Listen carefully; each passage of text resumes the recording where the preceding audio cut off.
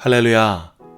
늘 변함없는 사랑으로 우리를 사랑하시는 사랑의 하나님을 찬양합니다.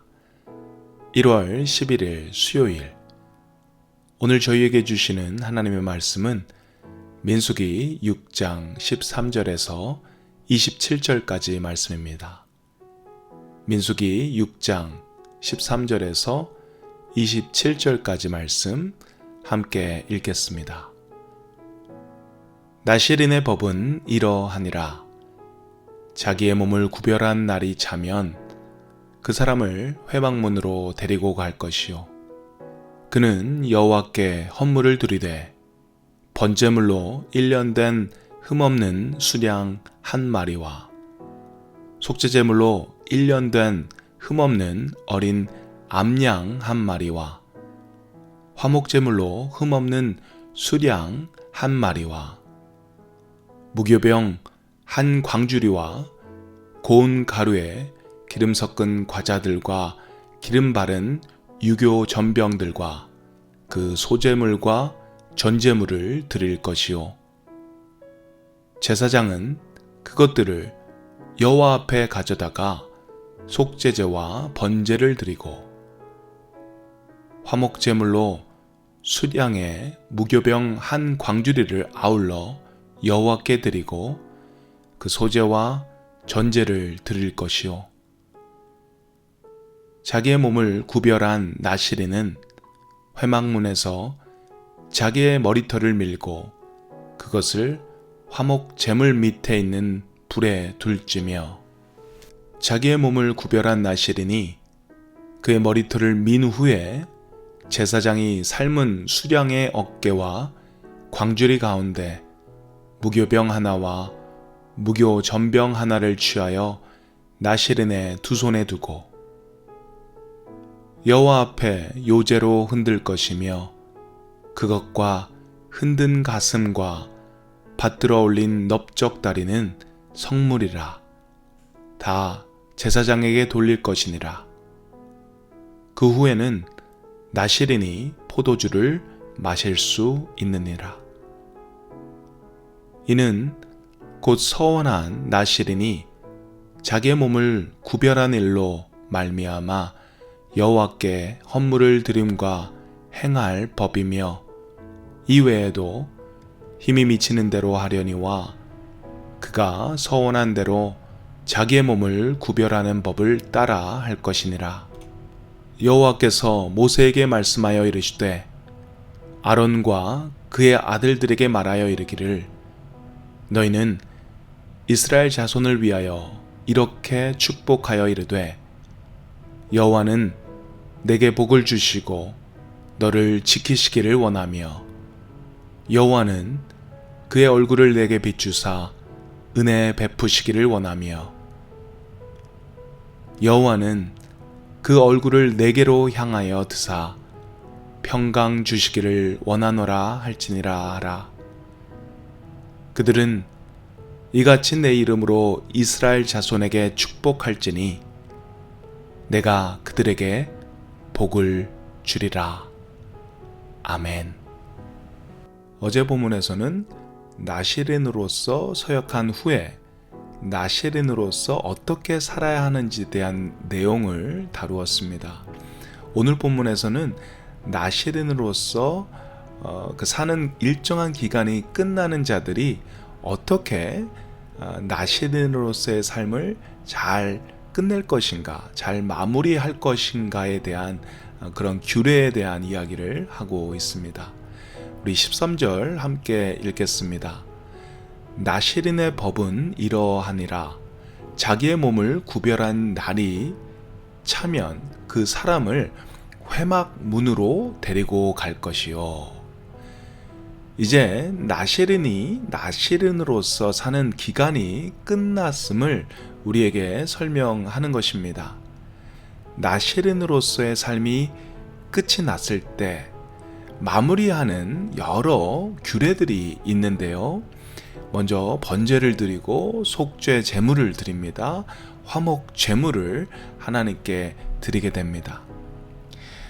여러 가지 제물을 드리게 되는데 여기서 좀 생각해 봐야 하는 것은 왜 이 나실인들은 속죄 제물을 하나님께 드려야 했냐는 것입니다. 나실인들은 나실인으로 구별되는 순간부터 거룩한 자로 살아야 했습니다. 세상 사람들과는 특별히 구별되어서 살아야 하는 그런 의무, 책임이 있었습니다. 그래서 그들에게는 굉장히 엄격한 법들이 적용이 되었습니다. 머리도 자르면 안 되고, 어떤 거는 절대 만지면 안 되고, 또 먹는 것도 철저하게 가려서 먹어야 하는 그런 법들이 여러 있었습니다. 이런 법들은 그들이 철저하게 거룩함, 성결함, 구별됨을 지키기 위해서 만들어진 그런 법들이었습니다. 그리고 나실인들은 그 법대로 철저하게 거룩하게 살려고 했던 사람들입니다. 그래서 나실인들은 정결한 사람들입니다. 거룩한 사람들로 여겨졌습니다. 그런데 왜 정결하고 거룩한 사람들에게 속죄 제물을 드리라고 하는 것일까요? 이 속죄 제물의 목적은 하나님께 죄를 범했을 때, 거룩한 삶을 살지 않았을 때 드려야 하는 것이 바로 속죄 제물입니다. 이미 거룩하게 구별이 되어서 여러 규례와 여러 법들을 통해서 철저하게 거룩하게 살아가고 있는 그들에게 왜 구별되지 못하고 거룩하게 살지 못해서 죄를 지었기 때문에 그 죄를 용서받기 위해 하나님께 드리는 속죄 제물, 이 속죄 제물을 드려야 하는 것일까요? 그것에 대한 설명을 드리자면 이렇습니다.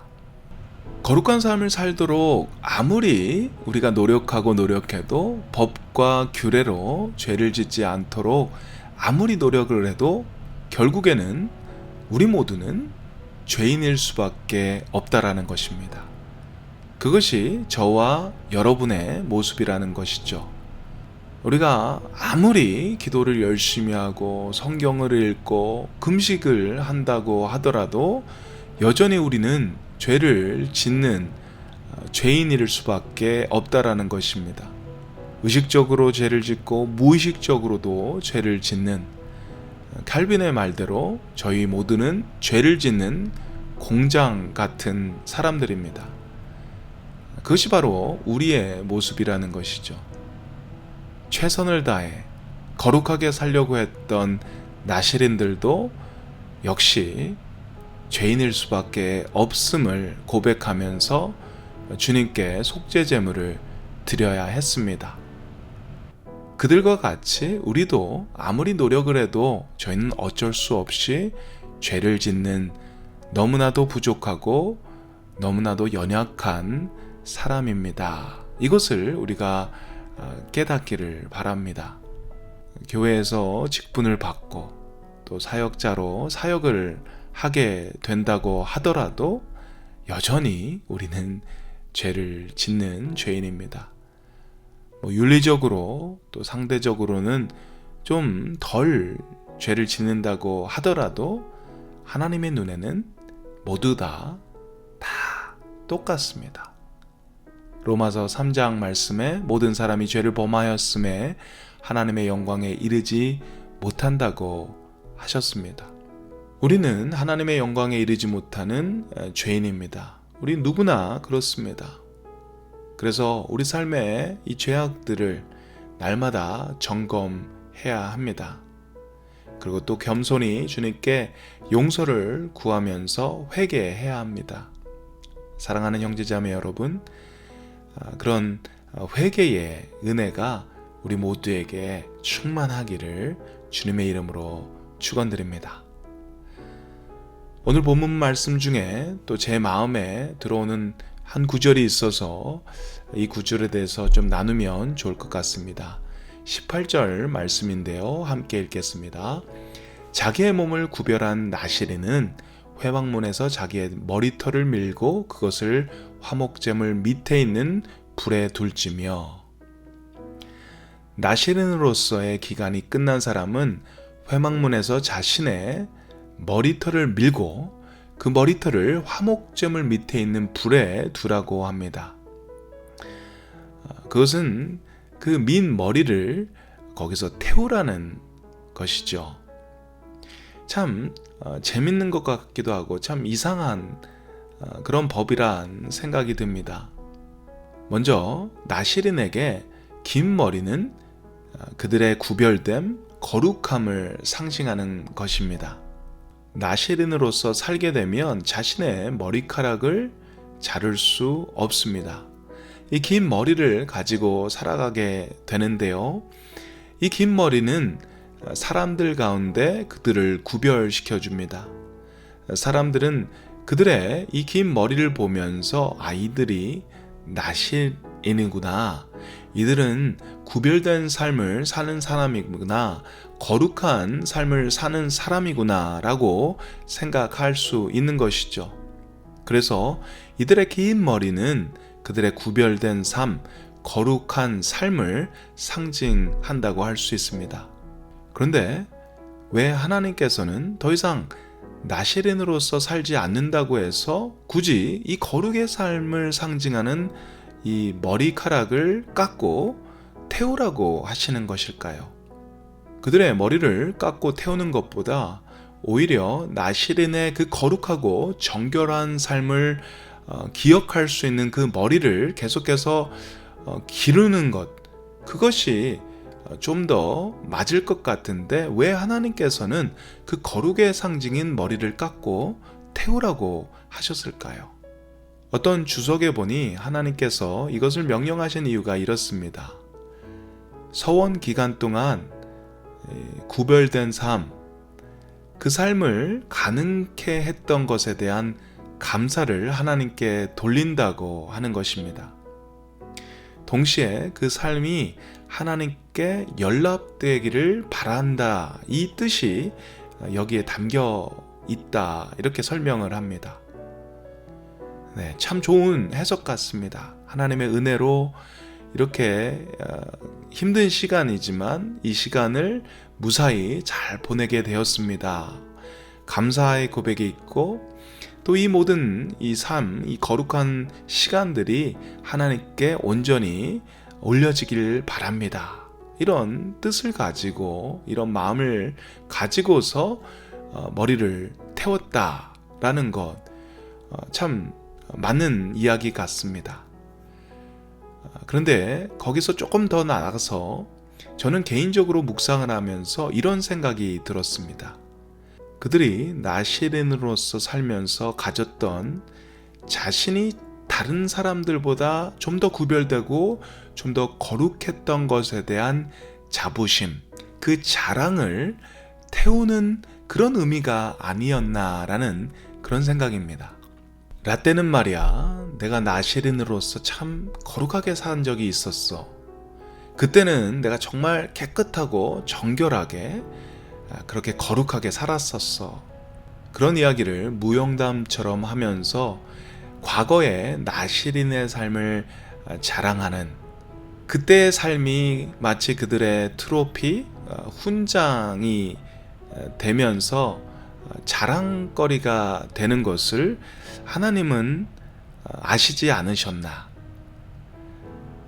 그래서 이런 법을 주시지 않으셨나라는 그런 생각을 해봤습니다.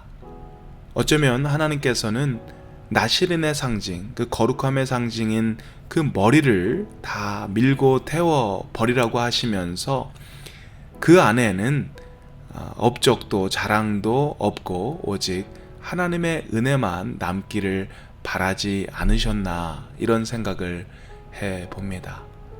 사랑하는 성도 여러분, 우리가 맡았던 직분을 내려놓는 그런 자리가, 그런 시간이 있을 것입니다.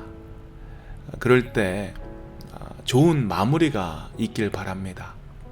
우리가 정말 이것이 내가 잘해서, 내가 열심히 해서, 내가 거룩해서, 내가 성결해서가 아닌 하나님의 은혜였습니다. 하나님의 사랑이었습니다.